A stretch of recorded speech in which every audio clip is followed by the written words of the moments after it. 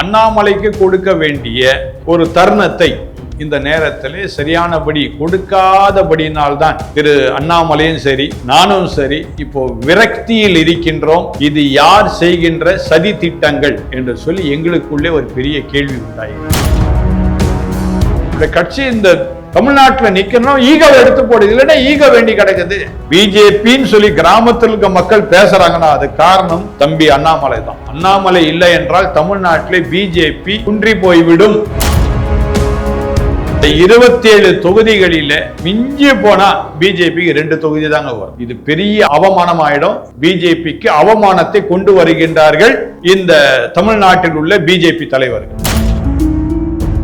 திருமதி வானதி சீனிவாசன் எங்க நின்னாங்க? கோவை தெற்கு. அதே இடத்துல நின்று இருக்கலாமே, ஏன் நிக்கல? எல் முருகன் எங்க நின்னாரு? இப்ப நீங்களா விட்டு கொடுக்குறீங்களா என்கின்ற எனக்கு சந்தேகம் உண்டா?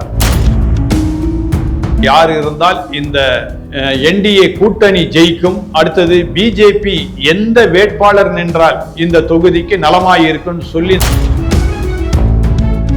இவங்களுடைய வெளிப்பாடு அங்க சரியாக இருந்தால் எல்லாம் சரியாக இருக்கும். இதை அருமையான தம்பி அண்ணாமலை சரியாக செய்து கொண்டிருக்கின்றார், செய்து கொண்டு இருந்தார். இப்பொழுது அவர் ஒதுக்கப்படுகின்றார். ஏன்? அண்ணாமலை மாநில தலைவர் அவர் என்ன சொல்லிட்டாரு? எனக்கு தமிழ்நாடு தான் முக்கியம், தமிழ்நாட்டு மக்களுக்காக நான் சேவை செய்ய வேண்டும், நான் தமிழன் என்று சொல்லி மிக சிறப்பாக அவர் இறங்கி இருக்கின்ற அந்த காலகட்டத்தில் அவர் ஏன் ஒதுக்கப்படுகின்றார்? ரெஃப்ளெக்ட் நேயர்களுக்கு வணக்கம். இன்று நாம் சந்திக்க இருக்கக்கூடிய சிறப்பு விருந்தினர் arch bishop father Gunasekaran Samuel அவர்கள். ஃபாதர் வணக்கம். ஃபாதர் வணக்கம். வணக்கம் ஃபாதர். தமிழக பாஜகவின் முகமாகவே இருந்தவர் முன்னாள் தலைவர் அண்ணாமலை. 11.4% வாக்கு சதவீதத்தை பாஜகவுக்கு வாங்கி கொடுத்தார். ஆனா இப்போ வரக்கூடிய தேர்தலில் அவர் நிற்க போவதில்லை என்ற ஒரு தகவல் வெளியாகிறது. அதே போன்று தமிழக பாஜக மீது கடுமையான ஒரு அதிருப்தியில இருப்பதாகவும் செய்திகள் வந்து கொண்டிருக்கிறது. எப்படி பாக்குறீங்க? பாஜக முன்னாள் தலைவர் அண்ணாமலைக்கு என்ன நடக்குது ஃபாதர்? எனக்கே புரியாத புதிரா இருக்கு. நீங்க கேட்ட கேள்வி ஒரு சரியான கேள்வி. நேற்று இரவில் இருந்து எனக்கு சரியான தூக்கம் இல்லை. என்னன்னா, அதாவது ஓட்டப்பந்தயம் வைப்பாங்க போட்டி, அதுல யார் ஓடக்கூடியன்னு சொல்லி தேர்ந்தெடுத்து அவரை தான் ஓட விடுவாங்க. ஏன்னா அப்பதான் அந்த கல்லூரிக்கோ அல்லது பள்ளிக்கோ நல்ல பேர் கிடைக்கும் அப்படின்னு சொல்லிட்டு ஓட விடுவாங்க. ஆனா இங்க நடக்கிறது பந்தயம் இல்லை, மக்கள் சேவைக்கான ஒரு முக்கியமான ஒரு காரியம். ஏன்னா 5 வருடங்களாக மக்கள் மிக மிக கடினப்பட்டு எல்லா நிலைகளிலும் பாதிக்கப்பட்டிருக்கின்றார்கள் சொல்லி எல்லாருக்குமே தெரியும். இததான் 4 ஆண்டுகளாக நான் பேசிட்டு இருக்கிறேன். ஆனா இந்த மாதிரி சந்தர்ப்பத்துல யார் மக்கள் சேவை செய்வார்கள், யாருக்கு கொடுத்தால் சட்டசபையிலே போய் உட்கார முடியும் என்கின்ற நிலைப்பாடே இல்லாதபடிக்கு அண்ணாமலைக்கு கொடுக்க வேண்டிய ஒரு தருணத்தை இந்த நேரத்தில் சரியானபடி கொடுக்காதபடியினால்தான் திரு அண்ணாமலையும் சரி நானும் சரி இப்போ விரக்தியில் இருக்கின்றோம். இது யார் செய்கின்ற சதி திட்டங்கள் என்று சொல்லி எங்களுக்குள்ளே ஒரு பெரிய கேள்வி உண்டாயிருக்கின்றது. அதே போன்று ஃபாதர் அவர் கோவை செங்காநல்லூர் தொகுதியில நிற்க போவதாக ரொம்ப தகவல் தீயாவே பரவி இருந்தது. ஆனா கடைசியில பாத்தீங்கன்னா அந்த தொகுதி வேறு கட்சிக்கு அதிமுகவுக்கு கொடுக்கப்பட்டிருக்கு. ரொம்ப இதெல்லாம் பார்க்கும்போது அண்ணாமலைக்கு ஏதோ திட்டமிட்டு இந்த விளைவுகள் இது போன்ற செயல்கள்லாம் நடக்கிற போல தெரியுதுங்க. இது எப்படி? இது பின்னாடி யார் இருக்கா? அதான் நீங்க ஒரு தொகுதியை பற்றி பேசிட்டு இருக்கிறீங்க. நான் பல தொகுதியை பல கண்ணோட்டத்தோடு கூட கடந்த 1 மாத காலமா நான் பார்த்துக்கிட்டு இருக்கிறேன். அந்தந்த தொகுதியில யார் இருந்தால் நலமாய் இருக்கும், யார் இருந்தால் இந்த என்டிஏ கூட்டணி ஜெயிக்கும், அடுத்தது பிஜேபி எந்த வேட்பாளர் நின்றால் இந்த தொகுதிக்கு நலமாய் இருக்கும் சொல்லி நான் எண்ணின அத்தனை காரியம் வீணாய் போய்விட்டது. நிச்சயமாக இப்ப இருக்கிற சூழ்நிலையில எனக்கே அவமானம் ஆயிடும் போல் இருக்கு. நான் இவ்வளவு நாள் பேசிட்டு வந்ததெல்லாம் வேஸ்டா போயிடும்ன்ற நிலைக்கு இப்போ உழைப்பு சுருண்டல் நடைபெற்று. ஆமா, என்னுடைய நேரம் என்னுடைய பேச்சு எல்லாமே வீணடிக்கப்படுமோ என்கின்ற ஒரு பெரிய கேள்விக்குறியாயிருக்கின்ற காரணம் என்னென்றால், இப்ப நீங்க ஒரு தொகுதியை சொன்னீங்க, இப்ப அந்த தொகுதியை அண்ணா திராவிட முன்னேற்றத்துக்கு கொடுத்துட்டாங்க. அதே மாதிரி பல தொகுதிகளை நான் சொல்ல முடியும். இந்தந்த தொகுதிகளை இவங்களாம் நின்னா நன்றா இருக்கும் நம்ம நினைச்ச அந்த நேரத்துல வேண்டுமென்றே அண்ணா திராவிட முன்னேற்ற கழகத்திற்கு இவங்க கொடுத்த காரணம் என்ன என்கின்ற ஒரு பெரிய கேள்வி உண்டா. ஒருவேளை அண்ணா திராவிட முன்னேற்ற கழகம் எதிர்கட்சியாக உட்கார்ந்தாலே போதும் என்ற நிலைக்கு வந்து விட்டார்களா மீண்டும் என்கின்ற சந்தேகம் எனக்கு ஏற்படுகின்றது. ஃபாதர், இப்போ 27 தொகுதிகள் வந்து கொடுத்துருக்காங்க. 27 தொகுதிகளுக்கும் வந்து என்னென்ன இடங்கள் எந்தெந்த தொகுதியில் நிற்க போகுது பாஜக அப்படின்ற போல தகவலும் வெளிவந்துருச்சு. இதெல்லாம் எப்படி பாக்குறீங்க? அந்த தொகுதிகள்லாம் நீங்க ஏற்புடையதுன்னு பாக்குறீங்களா? அதோதாங்க இப்போ இந்த தொகுதிகள் பிரித்து கொடுத்ததுல இது பெரிய சதி நடந்திருக்கிறது போல எனக்கு தெரியுது. திட்டமிட்ட சதி போல எனக்கு தெரியுது. எல்லாருமே கூடி கலந்து ஆலோசித்து தானே இதெல்லாம் நடந்திருக்கும். அதுதான் இப்ப சந்தேகமா இருக்குது. மறுபடியும் எல்லாம் கூடி இது பண்ணாலும் அந்த கூட்டத்துல யாராவது இருந்தது, யார் முடிவு பண்ணது, யார் ஆலோசித்தது, எதன் பேர்ல நீங்க ஆலோசித்தீங்க? இப்ப மயிலாப்பூர் வந்து அருமையான பிஜேபி கொடுத்திருக்கிறாங்க அந்த தொகுதியை. ஆமா, சரி, ரைட். அந்த மயிலாப்பூர் தொகுதி யார் நின்னா நன்றாக இருந்திருக்கும்னு சொல்லி சிந்திச்சு பார்க்கணும். முதல் காரியம். மயிலாப்பூர்ல அருமையான என்னுடைய நண்பர் ஒருவர், அவரே அங்க வேலை செய்து கொண்டிருக்கின்றார் கடந்த 2 மாசமாக. டாக்டர் ராஜ்குமார். சரிங்களா? அவர் அழகா வேலை செய்துட்டு இருக்கிறார். அடுத்தது மக்களுக்கு அவரை நன்றாக தெரியும். அப்ப அவரை ஏன் வேட்பாளராக பிஜேபிக்கு, அவரும் பிஜேபி கட்சிக்காரரு, அடுத்தது இதுல வந்து தலைவராக இருக்கிறார், டாக்டர் சங்கத்துல அவர் தலைவராக இருக்கிறார், பிஜேபியுடைய பிரிவில் மருத்துவ பிரிவுக்கு அவர் தலைவராக இருக்கின்றார். அப்ப அவருக்கு அந்த இடத்தை கொடுத்து இருந்தால் அவர் சந்தோஷப்பட்டிருப்பார். அடுத்தது நிச்சயமா மக்களுக்கு அவரை தெரியும், இவர் ஒரு நல்ல மருத்துவர், மக்கள் சேவையில சிறந்தவர் என்று சொல்லி நன்றாக தெரியும். ஆக அவருக்கு கொடுத்த நிச்சயமாக நம்ம கண்ணை மூடிட்டு சொல்ல மயிலாப்பூர் பிஜேபிக்கு தான் என்று சொல்லக்கூடிய நிலையிலே இருந்தது. அதே விதமாக வேளச்சேரி, அங்க அருமையான தம்பி SG சூர்யா, பிஜேபியினுடைய அருமையான ஒரு தம்பி, மிக திட்டமாக மிக அழகாக வேலை செய்து கொண்டு இருந்தார். மக்களுக்கு நன்றாக அறிமுகமானவர். அவருக்கு ஏன் கொடுக்கல, ஏன் அந்த தொகுதி அண்ணா திராவிட முன்னேற்ற கழகத்துக்கு போச்சு அப்படின்னு சொல்லி தெரியல. அடுத்தது இப்போ நான் கன்னியாகுமரிக்கே வரேன். கன்னியாகுமரியில பாத்தீங்கன்னா பிஜேபி உத்தேச பட்டியல் சொல்லி சில பேர்களை சொல்றாங்க. அந்த உத்தேச பட்டியல ஒருவர் மட்டும்தான் நன்றாக மக்களுக்கு புரிந்தவர், அறிந்தவர். ஒன்று அருமையான சகோதரன் காந்தி, மற்றொன்று அருமையான சகோதரன் பொன் ராதாகிருஷ்ணன். அவர்கள் 2 பேரை தவிர மற்றவர்களுடைய உத்தேச பட்டியல்ல அவர்கள் யாருன்னே தெரியல, மக்கள் மத்தியில பேசப்படவே இல்லை. நான் மாதந்தோறும் கன்னியாகுமரிக்கு போயிட்டு வந்துட்டு இருக்கிறேன். எனக்கு அங்க மக்களுடைய நிலைமை என்ன, சூழ்நிலை என்ன, யாரை குறித்து பேசுறாங்க, ஏன்னா நான் பிஜேபிக்கு ஆதரவாளர் எல்லாருக்குமே தெரியும். அப்ப என்கிட்ட வந்து பேசுறவங்க பிஜேபிக்கு ஆதரவாளர் தான் என்கிட்ட வந்து பேசுவாங்க. அப்ப அவங்க சொல்ற அந்த வேட்பாளர்லாம் அங்க இல்ல, காணவில்லை. இதெல்லாம் எனக்கு பெரிய ஒரு சந்தேகத்தை உண்டாக்குது. எங்க போய் கொண்டு இருக்கின்றது, இது யார் செய்கின்ற சதி திட்டங்கள் என்று சொல்லி பெரிய கேள்வி எனக்குள்ளே உண்டாயிருக்கிறது. ஏன் ஃபாதர் வந்து ஏன் இந்த சிக்கல், ஏன் இந்த குழப்பம், பின்னணியில யார் இருக்கா, இது மேலிடம் வந்து இதையெல்லாம் கவனிக்கலையா, இந்த சந்தேகங்களை எழும்புது. மேலிடம் இதை பற்றி என்ன சொல்லுது? அதாவதுங்க, இப்ப எனக்கு கீழாக 2300 போதகர்கள் இருக்கிறாங்க, 20 பேராயர்கள் இருக்கிறாங்க. இப்ப நான் நேரடி என்ன பண்ண முடியாது, 2300 போதகர்கிட்டே நான் பேச முடியாது. பேராயர்கள், அதாவது பிஷப்மார்கள் என்கிட்ட என்ன சொல்றோம் அதை தான் நான் கேட்டு நடவடிக்கை எடுக்க முடியும். அது போலவேதான் இப்போ தமிழ்நாட்டில் இருக்கின்ற பிஜேபி தலைவர்கள், இவங்க என்ன மத்தியில சொல்றாங்களோ அங்க அவங்க சொல்றத விதத்தை அவங்க வந்து என்ன செய்ய முடியும், எல்லாத்தையும் செய்ய முடியும். அவங்க வந்து நேரடியா வந்து இறங்கி ஒவ்வொருத்தரும் எப்படி இருக்கிறாங்கன்னு சொல்லி சொல்லவே முடியாது. கடந்த சனிக்கிழமை ஒரு பெரிய ஹோட்டல்ல ஒரு மீட்டிங் நடந்தது. அங்க என்ன அழைத்திருந்தாங்க, நான் பேசுறேன். இந்த தேவை ஒன்று கிறிஸ்தவர்களுக்கு இருக்கின்றது தமிழ்நாட்டில். கல்லறை என்பது ஒரு மிக மிக தேவையான ஒரு காரியம். அதாவது கிறிஸ்தவத்துல ஒரு குடும்பத்துல ஒரு கிறிஸ்தவன் செத்தாலே அதுக்கு பிற்பாடு இருக்கின்ற படும் பயங்கரமான பாடுகள் என்னன்னா புதைக்க இடம் தேடுவது, கல்லறை இல்லாத கடினம். ஆக இந்த கல்லறையை மத்திய அரசு கிறிஸ்தவர்களுக்கு கொடுத்தால் கிறிஸ்தவர்கள் உங்களுக்கு ஆதரவாக இருப்பார்கள் சொல்லி நான் சொல்லி இருக்கிறேன். அவர் என்ன சொல்றாருன்னா, இப்படி ஒரு இதை நான் கேள்விப்பட்டதே இல்லையேன்னு சொல்றாரு மத்திய மந்திரி. அப்படி என்றால் இங்கு உள்ள தலைவர்கள் என்ன பண்ணி கொண்டு இருக்கின்றார்கள்? சிறுபான்மையர்கள் திமுகவுக்கு ஆதரவாக இருக்கின்றால் மட்டும் எல்லாரும் பேசுறீங்களே தவிர சிறுபான்மையினருக்கு நீங்க என்ன செய்யணும் ஏன் சிந்திக்கல? இப்படி ஒரு தேவை இருக்கின்றதே உங்களுக்கு தெரியலையே. ஆக எடுத்து சொல்வதற்கு ஆட்கள் இல்லை. மத்திய அரசாங்கத்தை நம்ம சொல்லி எதுவும் பிரயோஜனம் கிடையாது, மத்தியில் உள்ள தலைவர்களை பற்றி சொல்லி எதுவும் பிரயோஜனம் இல்லை. காரணம், இங்க உள்ள மாநில தலைவர்கள் பிஜேபி மாநில தலைவர் என்ன அங்க சொல்கின்றாலும் சொல்லி நமக்கு தெரியல. இவங்களுடைய வெளிப்பாடு அங்க சரியாக இருந்தால் எல்லாம் சரியாக இருக்கும். இதை அருமையான தம்பி அண்ணாமலை சரியாக செய்து கொண்டிருக்கின்றார், செய்து கொண்டு இருந்தார். இப்பொழுது அவர் ஒதுக்கப்படுகின்றார் ஏன் என்கின்ற கேள்வி எனக்கு உண்டாயிருக்கின்றது. பாஜகவுடைய முன்னாள் தலைவர்கள் பலருக்கும் இந்த முறை சீட்டெல்லாம் கொடுக்கறத நம்ம பார்க்க முடியுது, செய்திகளும் அப்படிதான் வருது.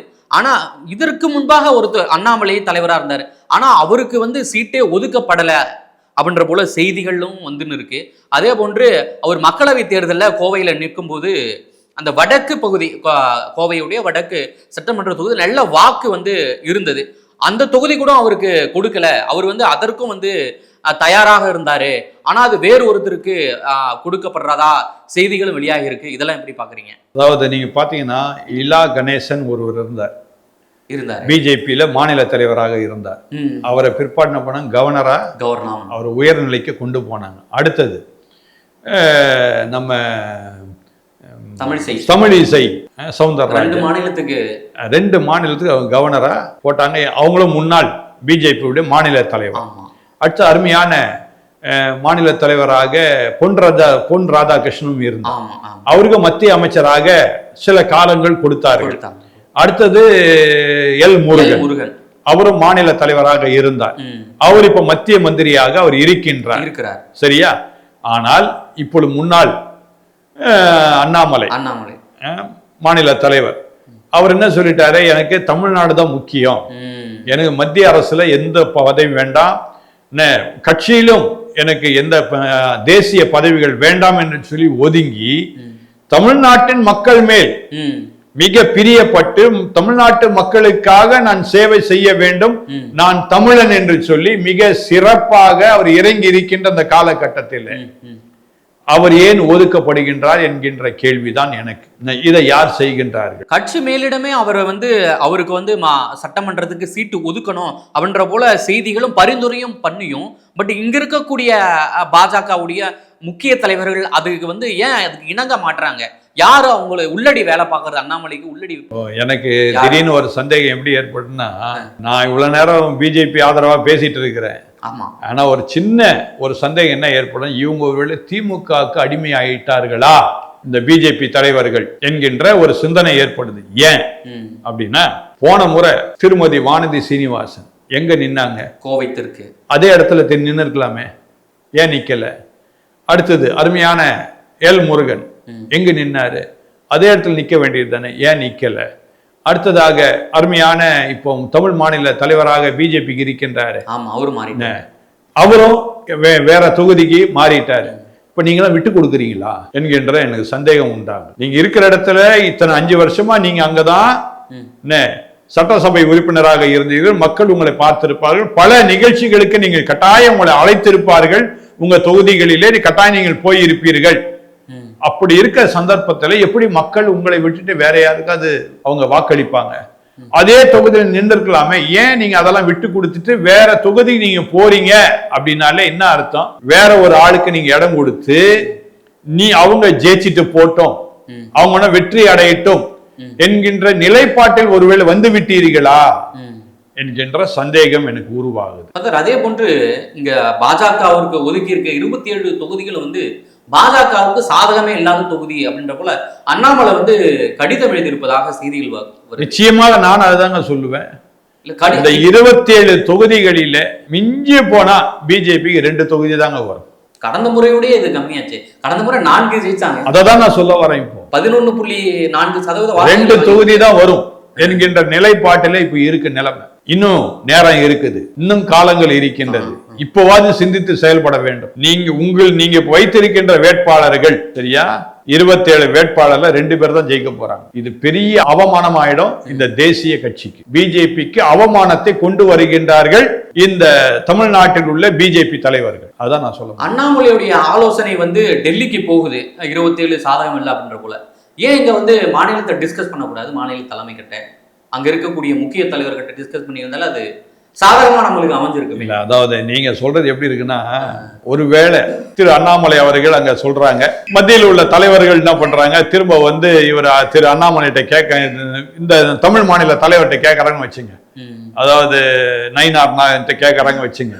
நயினார் நாகர் ஒருவேளை இப்படி சொல்லலாம், ஒருவேளை அவர் எங்க மேல பொறாமப்பட்டு அப்படி பேசுறாருங்க, அவரை நாங்க கொடுக்குறோம், அவரை சான்ஸ் எடுத்துக்க மாட்டோம், நாங்க இந்த ஒரு தொகுதியில் நீங்க நின்னா நல்லா இருக்கும் நாங்க சொல்றோம், அவர் ஏற்றுக்கொள்ள மாட்டாருங்க அப்படின்னு சொல்லி ஒருவேளை அவர்கள் சொல்லி இப்படி சில காரியங்களை செய்திருக்கலாம், நடந்திருக்கலாம், தெரியல. ஏன்னா மேல உள்ளவங்களுக்கு தமிழ் தெரியாது, முதல் காரியம். அடுத்தது தமிழர்கள் மேல அவங்களுக்கு ரொம்ப பிரியம்தான், இல்லாம இல்ல. ஆனா இவங்க தானே இங்க இப்போ பிரதிநிதிகளாக இருக்கின்றாங்க அந்த பிஜேபிக்கு. இவங்க தலைவர்கள்லாம் சொல்றதுதானே அவங்க கேட்பாரு. அடுத்த திரு அண்ணாமலை வந்து பாத்தீங்கன்னா அரசியலுக்கே இப்பதான் வந்தவர், கடந்த ஒரு 7 ஆண்டுகள் தான் இருக்கிறார் அரசியல். பிஜேபி எடுத்த உடனே அவர் தலைவராக வேற வந்துட்டார். அது ஒரு பெரிய ஒரு எல்லாருக்கும் ஒரு ஆச்சரியமான காரியம், பொறாமையும் கூட. இவ்வளவு இத்தனை வருடமா நாம இருக்கிறோம், இப்ப வந்து அவரை கொண்டு வந்து ஒரு மாநில தலைவரா போட்டாங்கன்ற ஒரு பெரிய பொறாமை. அடுத்தது நீங்களே பார்த்திருக்கலாம், பிரதமர் அவர்கள் கூட்டத்துல கூட திரு அண்ணாமலை என்ற பேரை சொன்ன உடனே கைத்தட்டல்கள் பயங்கரமா இருக்குது, அவர் வரவேற்பு பயங்கரமா இருக்கு திரு அண்ணாமலைக்கு எங்க போனாலும். இதெல்லாம் பொறாமை, இந்த ஈகோ எடுத்து போடணும்ன்ற. உன்னுடைய கட்சி வளரணும், ஒரு ஈகோ எடுத்து போடு. உன்னுடைய கட்சி சட்டசபைக்கு போனா ஈகோ எடுத்து போடு. உன்னுடைய கட்சி இந்த தமிழ்நாட்டுல நிக்கணும், ஈகோ எடுத்து போடு. இல்லைன்னா ஈகோ வேண்டி கிடக்குது. அண்ணாமலை கிட்ட தலைவர் பதவி கொடுத்தோம், அதற்கான அறுவடையை அவர் பண்ணி கொடுத்திருக்காருல்ல. யார் பண்ணி கொடுத்தா? அண்ணாமலை. அவரு அதான் சொல்றேன், அதாவது ஏன் அந்த ஈகோ பொறாம, அததான் நான் சொல்றேங்க. இன்னைக்கு பிஜேபி வந்து கிராமங்கள் தோறும் பிஜேபி கொடி பறக்குதுன்னா அது காரணம் திரு அண்ணாமலை தான். அதை நான் தைரியமா நான் சொல்ல முடியும். பிஜேபின்னு சொல்லி கிராமத்தில் இருக்க மக்கள் பேசுறாங்கன்னா அது காரணம் தம்பி அண்ணாமலை தான். அண்ணாமலை இல்லை என்றால் தமிழ்நாட்டிலே பிஜேபி குன்றி போய்விடும். மீண்டும் இதை நான் சொல்லுகின்றேன். ஏற்கனவே 2 மாதத்துக்கு முன்னாடி இதை சொல்லி இருக்கிறேன், மீண்டும் இதை நான் சொல்லுகின்றேன். இந்த தேர்தல் களம் திரு அண்ணாமலை இல்லாமல் தேர்தல் களமாய் இருந்தால், அண்ணாமலை என்ன சொல்றாரு, நான் வந்து ஆதரவு கொடுக்கிறேன், நான் வந்து மற்றவங்களுக்கு பேசுறேன்னு சொல்றாரு. ஆனால் இப்பொழுது இருக்கிற பிஜேபியுடைய வேட்பாளர்கள் சரியான வேட்பாளர்கள் இல்ல. திட்டமா நான் சொல்ல முடியும், இது ரொம்ப ரொம்ப கடினம். இப்படியே போயிட்டு இருந்தா ரொம்ப கடினம். நான் வேற எதுவும் சொல்றதுக்கு இப்படியே போச்சுன்னா பாஜக மாநில தலைவர் அண்ணாமலை தொடர்ந்து இது போன்று புறம் தள்ளி ஒதுக்கி வைக்கப்பட்டார்னா யாருக்கு சாதகம், இதுல யாருக்கு பாதகம்? சாதகம் முடிஞ்சு போச்சு, திராவிட முன்னேற்ற கழகத்துக்கு சாதகம். நாமளே அல்வாவை எடுத்து கொடுக்குறோம். ஆமாங்க, இவ்வளவு நாள் இவங்க பேசுனதெல்லாம் வேஸ்ட்னு தெரிஞ்சு போச்சு. இப்போ மக்கள் கண்ணில மிளகாய் தூள் போடுற மாதிரி தான் அர்த்தம். இப்ப வெளியில பார்க்கும்போது அண்ணாமலைக்கு ஆதரவு தான். இப்போ கட்சிக்காரங்களே நேற்றுக்கு வானதி கூட சொல்லியிருந்தாங்க, அவர் வந்து தேர்தலில் நிக்கணும் அப்படின்றாங்க. அப்ப அவருக்கு வேண்டிய உண்டான தொகுதியை கொடுங்க. தேர்தல் நிக்கணும் நீங்க சொல்றீங்க, ரைட்டு. அவருக்கு எந்த தொகுதி நல்லதுன்னு சொல்லி அவரே கேட்டு கொடுங்க. ஏன் கொடுக்க மாட்டீங்க? எனக்கு கூட இந்த தேர்தல் நிக்கணும் ஆசை, பிஜேபி சார்பாக. எனக்கு சில தொகுதிகளை நானும் சொன்னேன், ஒரு 3 தொகுதியை நான் சொன்னேன். இந்த 3 தொகுதி கொடுத்தா நல்லதுன்னு. இந்த 3 தொகுதி யாருக்கு போயிடுச்சுன்னா அண்ணா திராவிட முன்னேற்றங்களுக்கு போயிடுச்சு. ஏன் போச்சு? இப்போ நான் இப்போ சட்டசபை உள்ள போனா யாரா இருக்க போறேன்? பிஜேபி உடைய ஒரு எம்எல்ஏவா தான் நான் இருக்க போறேன், தவிர என்னுடைய ஆன்மீக தலைவருக்கு நான் ஒண்ணு அங்க இருக்க போறது இல்லை. ஆன்மீகத்துக்கும் அதுக்கும் அரசியலுக்கும் சம்பந்தமே கிடையாது. உங்களுடைய பிஜேபி உடைய பிரதிநிதியா நான் போய் உட்கார போறேன். அடுத்தது நிச்சயமா நான் சொல்ல முடியும், என்ன மாதிரி யாரும் தைரியமா சட்டசபையில பேச முடியாது.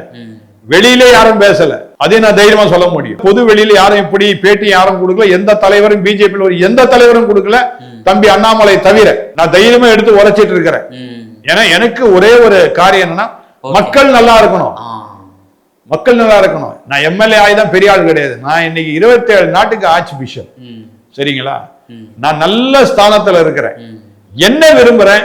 மக்கள்கிட்ட சேவை செய்யணும். இப்போ நான் மக்கள் சேவை செய்தா என்ன சொல்லுவாங்க, இவர் ஆன்மீக சேவை செய்யறாருன்னு. நான் என்னதான் உதவி செய்தாலும் மதம் மாற்றுவதற்காக உதவி செய்கின்றார் அப்படின்னு சொல்லுவாங்க. ஆனா ஒரு சட்டசபை உறுப்பினராக நான் இறங்கி செய்யும் பொழுது இவர் சட்டசபை உறுப்பினர், அதிகாரம் வரும். அதிகாரத்தை விடுங்க, இப்ப கூட அதிகாரம் எனக்கு இருக்குதுங்க. அதிகாரத்தை பற்றி நான் தான் எடுத்துக்கல அதிகாரத்தை. அதிகாரம் இப்போ எனக்கு இருக்குது. எனக்கு எப்படி அதிகாரம் செலுத்து எனக்கு தெரியும்.